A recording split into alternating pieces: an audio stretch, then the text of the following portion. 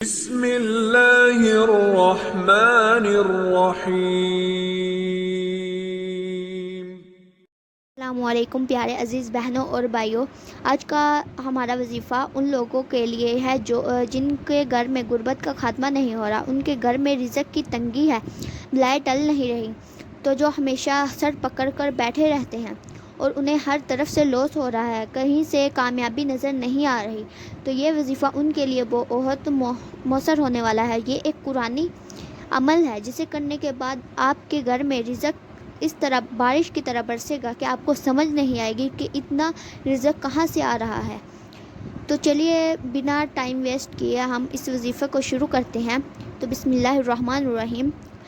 سب سے پہلے آپ نے کیا کرنا ہے، فجر کی نماز کے بعد، اس کا کوئی دن مقرر نہیں ہے، یہ جب آپ کریں گے تو آپ یہ دیکھیں گے کہ اتنا رزق کہاں سے آ رہا ہے، یہ اتنا پیسہ کہاں سے آ رہا ہے۔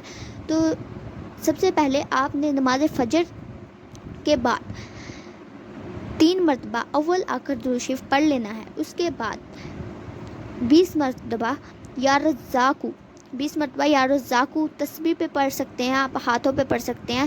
یا رزاقو پڑھنے کے بعد 20 مرتبہ پھر اول آخر درود شریف پڑھ لینا ہے۔ پڑھنے کے بعد آپ نے اپنے گھر کے چاروں کونوں میں پھونک مارنی ہے۔